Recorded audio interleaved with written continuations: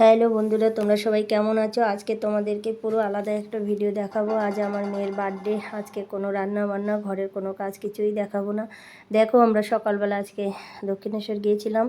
আমার বড় মেয়ে অনেক দিন ধরে বায়না করছিল, আমি দক্ষিণেশ্বর যাব, কিন্তু ওকে নিয়ে যাওয়া হয়নি। বলেছিলাম তোর জন্মদিনে নিয়ে যাব, বলেছি, কথা যখন দিয়েছি পূর্ণ তো করতেই হবে। তাই ওর আজকে জন্মদিনে আমরা ওকে দক্ষিণেশ্বরে নিয়ে গেলাম।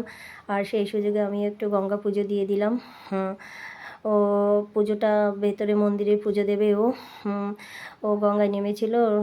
গঙ্গায় নেমে হাত পা ধুয়ে জল টল ঠিক করে মাথায় দিয়ে ও উপরে উঠে গেছে।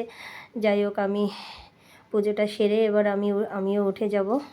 তারপরে দেখো, এই মন্দিরে যাব, মেয়ে পুজো দেবে। এদিকে দেখো, ছোটো মেয়ে বায়না করে বসলো। দেখো ব্রিজটা কী সুন্দর লাগছে দূর থেকে। সকালবেলা আমরা সকাল 6টা বাজে তখন ওখানে পৌঁছে গেছি। ছোটো মেয়ে বায়না করছে জলে নামবে, ওর বাবা ওকে নিয়ে গেল। তা বললাম ও একটু গা মুখে মাথায় একটু জল দিয়ে নিয়ে আসো হাতে। তার নিয়ে নিচে নামলো।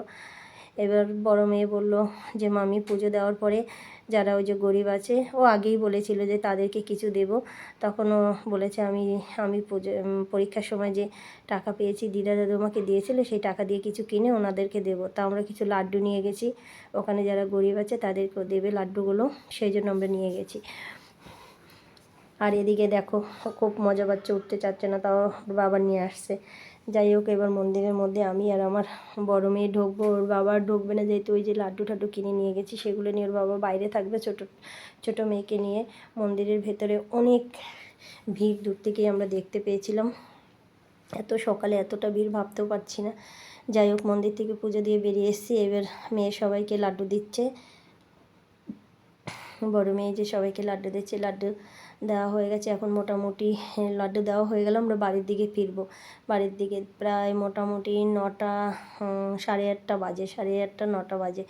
এখন এই যে দেখো, সবাইকে দিচ্ছে একে একে।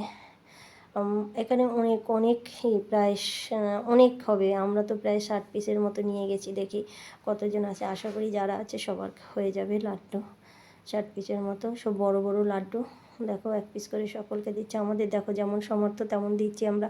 হয়তো ইচ্ছে ছিল আরও অনেক কিছু দেওয়ার মতো, কিন্তু সেটা আমাদের সামর্থ্য নেই। যাই হোক, তবুও যতটা পারছি ততটাই করছি। তোমরা আমার মেয়েকে আশীর্বাদ করো সকলে, ওই জন্য জীবনে অনেক বড় হতে পারে। ওর বৃহস্পতিবার মাধ্যমিকে রেজাল্ট দেবে। তোমরা সবটা প্রার্থনা করো রেজাল্টটা যেন ভালো হয়। ও এমনি খুব সরল সাদাসিধা, ওর অত চালাক চতুর অন্যান্য মেয়েদের মতো। এই জামাটা ওর মামারা দিয়েছিল, সেটাই আজকে পরে এসছে পুজো দিতে। এখানে কিছু কাকুরও বসে আছে, তাদেরকেও দিচ্ছে। কাকু বলছে আমাকে ডাব্বাটা দাও, ডাব্বাটা দিয়ে দিল।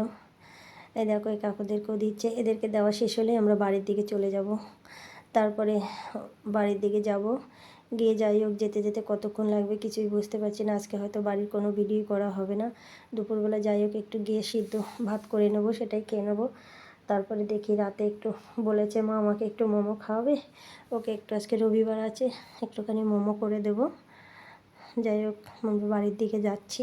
বাড়ির দিকে গিয়ে তোমাদেরকে দেখাচ্ছি। এই দেখো, ওর বাবা একটা কেক নিয়ে আসলো।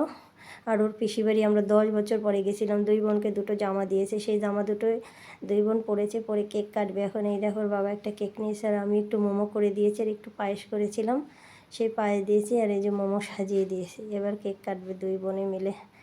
দেখো, ছোটো বোন তো খুব আনন্দ, দিদির জন্মদিন, ও খুব আনন্দ পাচ্ছে।